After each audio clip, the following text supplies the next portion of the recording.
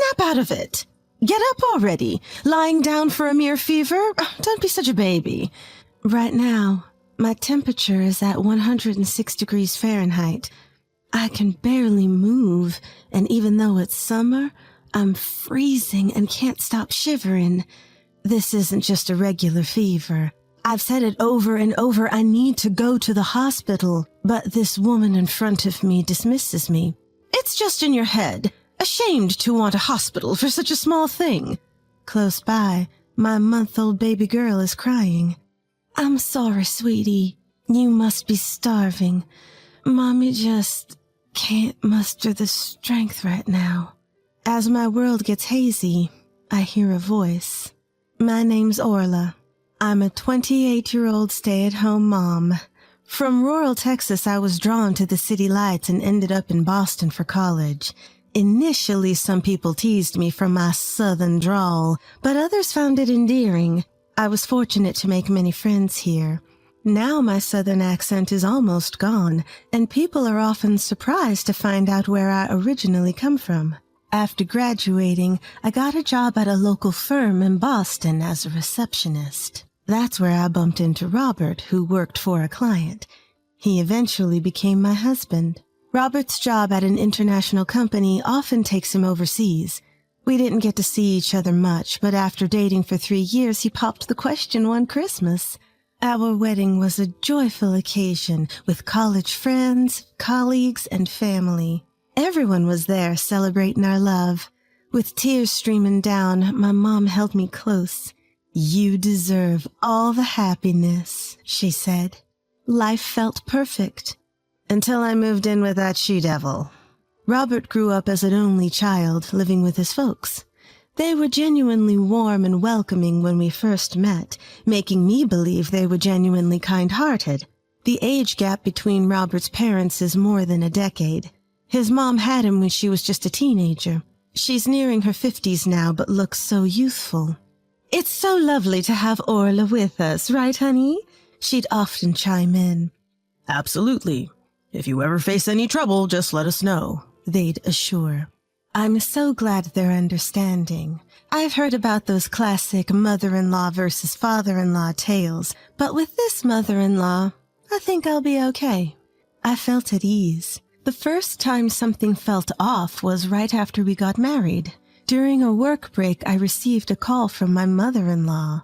Picking it up, I heard, "So, when is Orla moving over?" Excuse me? I mean, aren't the two of you staying in the room you originally lived in?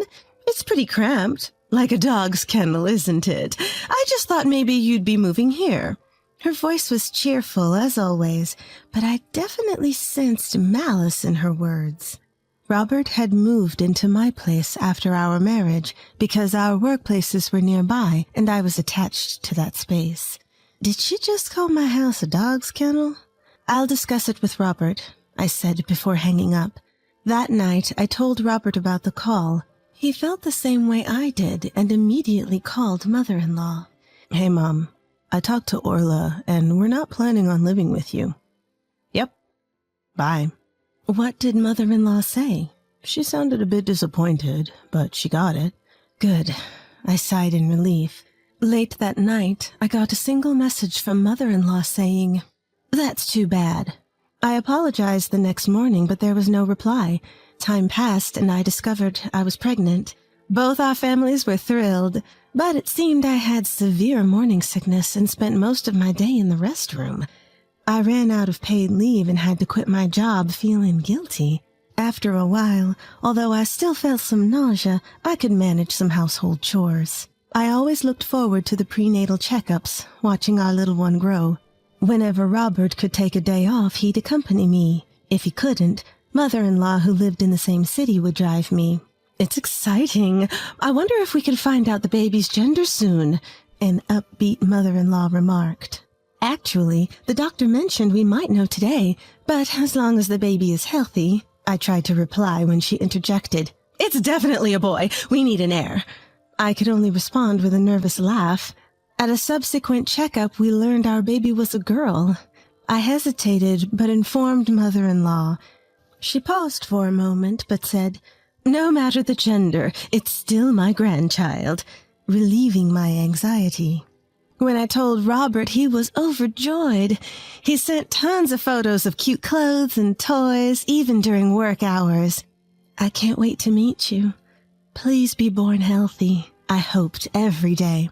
As the pregnancy progressed into the later stages, the baby's movements became more pronounced. Starting my mornings with a hello and ending my nights with a good night, I constantly chatted with my baby. Feeling those little kicks was absolutely heartwarming. One day amidst this routine, I found myself wondering, when was the last time I felt the baby move today? Even though I had just entered the final stretch of my pregnancy, our baby was a bit smaller than average. The doctor had mentioned that it would be best if the baby arrived around the expected due date. Growing anxious, I quickly called our local maternity clinic and rushed there by taxi.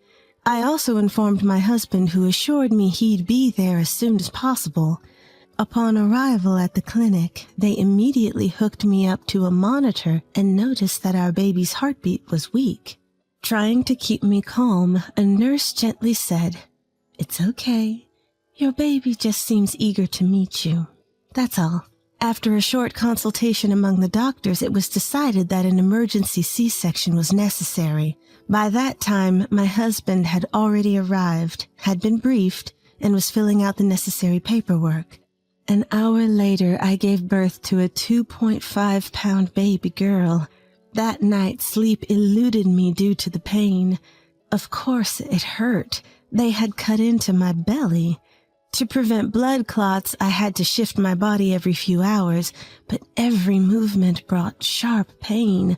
I received messages from my husband, words of gratitude, accompanied by photos of our baby. It seemed he had informed our parents, who were overjoyed with the news. "So, Orla, there's something I need to discuss with you." Hearing my husband's words that followed made my heart race with anxiety. A week later, on the day of my discharge, my husband settled the bill while I waited in the lounge.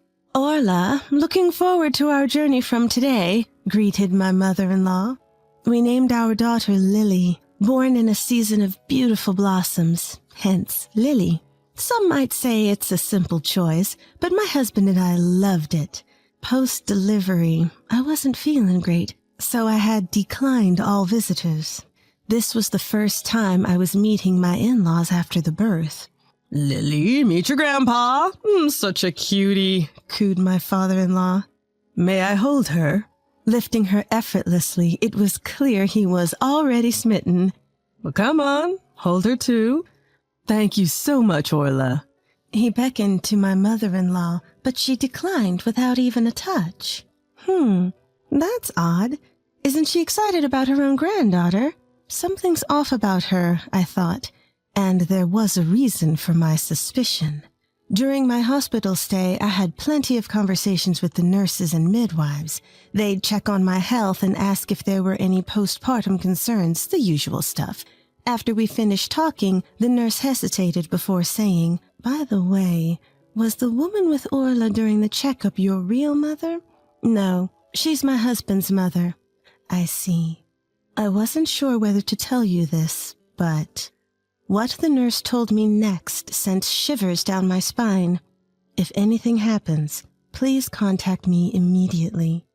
With that advice, I was discharged.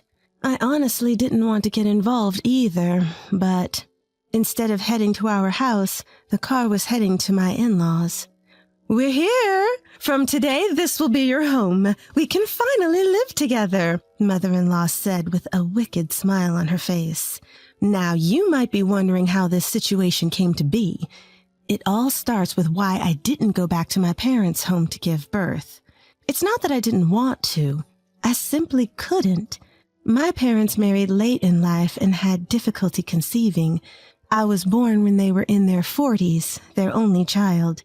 To add to that, my grandmother with whom we lived is elderly, and her dementia has been progressing. My parents are fully occupied taking care of her, so they're not in a position to take me in. Knowing all this, I had no intentions of going back home to give birth.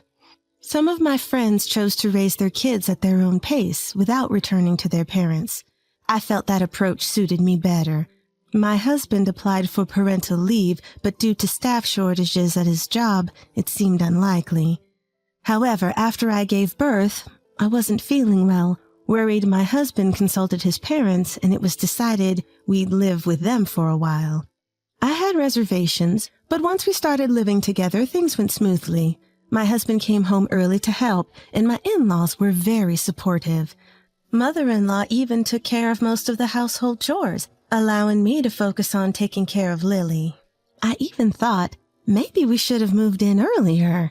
Especially father-in-law. He was a pro at changing diapers, preparing formula, and giving baths.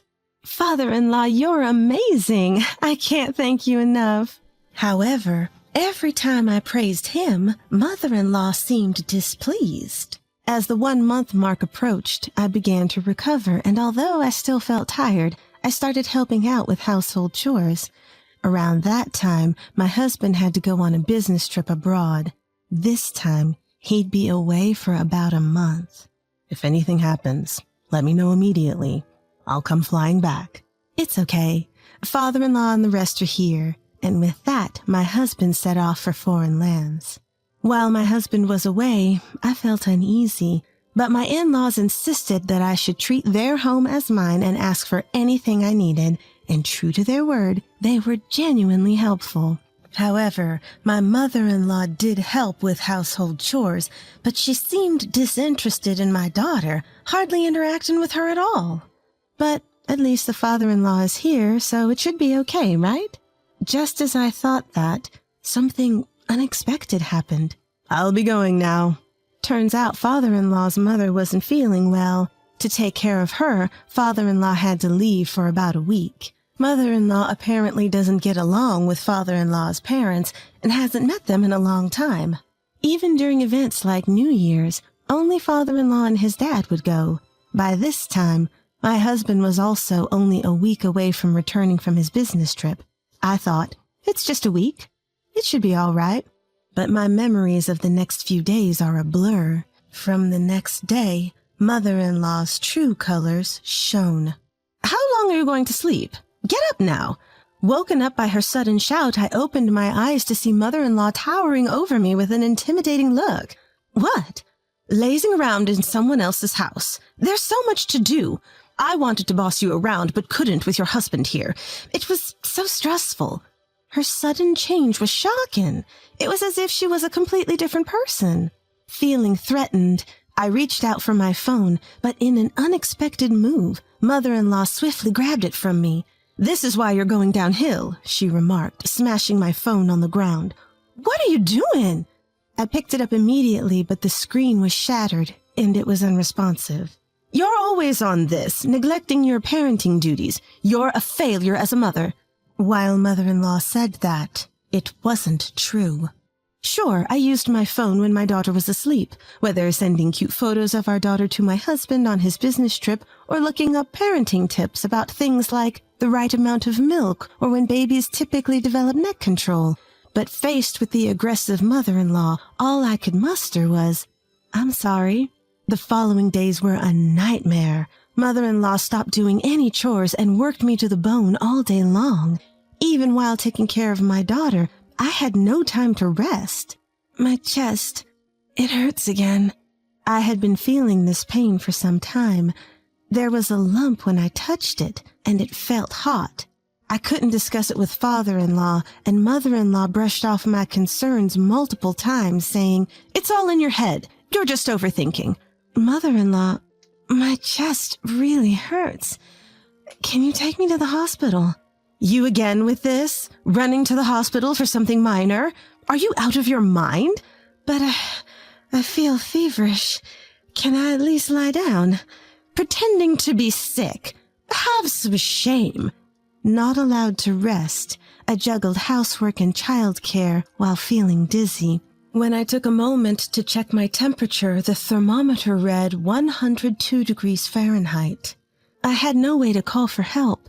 Mother-in-law watched my every move, and I couldn't even step outside.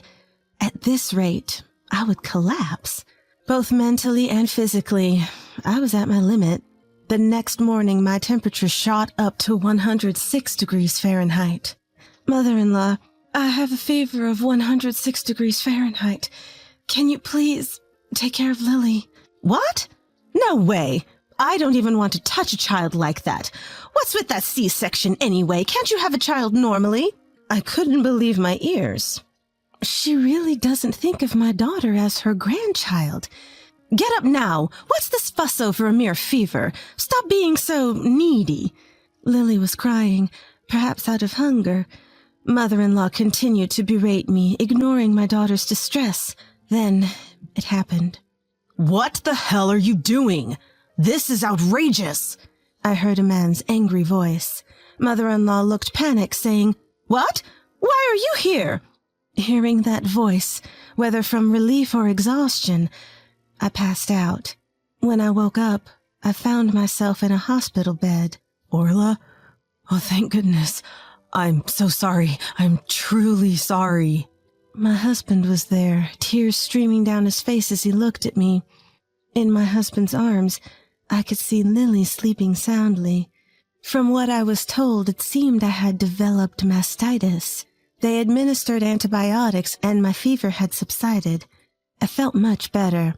Curiously, I asked my husband, Why are you here? What about your business trip?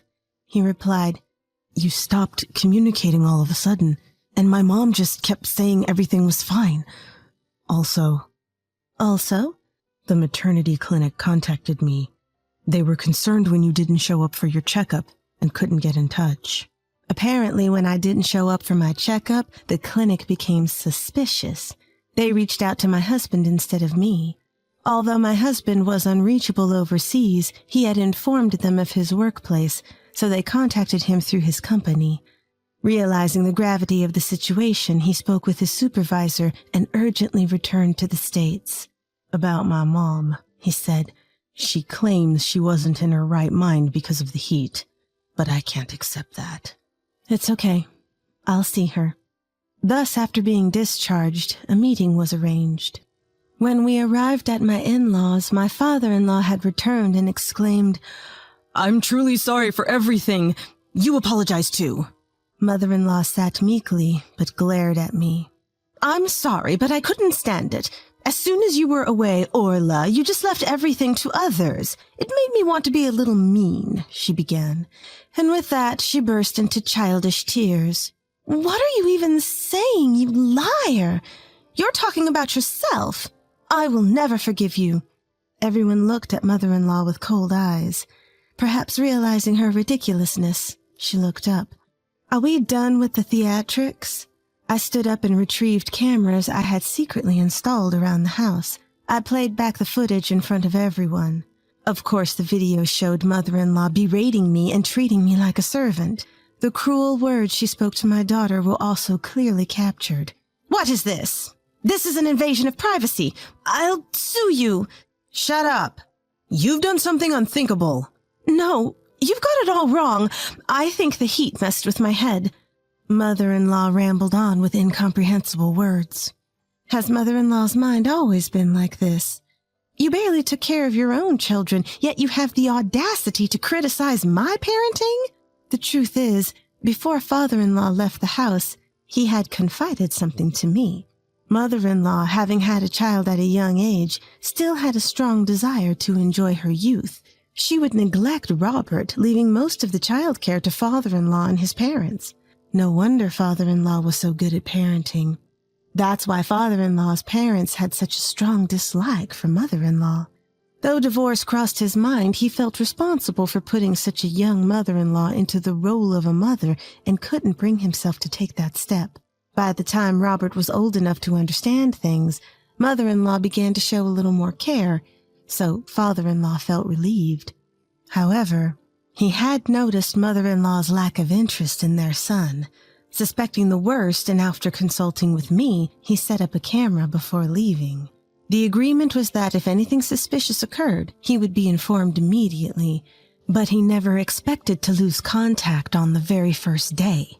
When mother-in-law realized father-in-law was involved, her earlier bravado vanished. Her face turned pale. I later learned he had told her that if she messed up again, he'd consider divorce. You don't really care for Lily either, do you? When I asked that, she stuttered.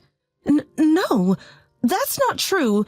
She's my precious granddaughter. Liar! Deciding to spill the beans, I told her about what I had learned from the nurse at the maternity clinic. From the time Lily's gender was confirmed, mother-in-law had been calling the clinic repeatedly. Her requests were outrageous, asking things like, is there any chance we could still have a boy? Apparently, they didn't tell me to avoid causing me stress. Eventually, the head doctor took charge and the calls stopped. Hearing this, I felt nothing but disdain and wondered how she could treat human life so lightly. Both my husband and father-in-law felt the same. Get out! Leave, now! But girls, they're just so hard-headed and defiant, just like Orla. Boys are easier. They listen when asked a little thing, she rambled on incoherently. Robert, you're on my side, right? Suddenly, Robert, who had been silent until now, stood up. He grabbed his mother's arm and, without hesitation, dragged her out the door. Allies? Are you serious? After what you've done to my precious Orla? And Lily, I don't even see you as my mother anymore. Stay out of our lives. His mother looked shocked. She turned to me, pleading, Orla, I'm sorry. I apologize. Please convince him and Lily for me. But my mind was made up. I never want to see your face again. I tossed her purse to her and locked the front door. She caused a scene for a bit, but when our neighbors started coming out to see what was happening, she perhaps out of embarrassment hurried away. What happened after? My in-laws went through several discussions with their lawyers. She tried to reconcile many times, but his feelings had completely cooled off. In the end, she reluctantly agreed to the divorce. Thanks to the property settlement from him, she won't struggle financially for a while, but she's still in her late 40s. Sooner or later, she'll have to work. I'm not sure if she, who's never worked a day in her life, will manage, but she should face some hardships. As for us, Robert's company opened a new branch in Texas, and he had been wanting to transfer there. We decided to move. Our new home is just an hour's drive from my parents' place. Every weekend they'd visit, completely smitten with their granddaughter. Little Lily, who was born tiny, has grown so much she's off the growth charts. My father-in-law sold his house and started living alone. He's always been good at housework, so he's living comfortably. We video call often, and he always shows up for his granddaughter's special events.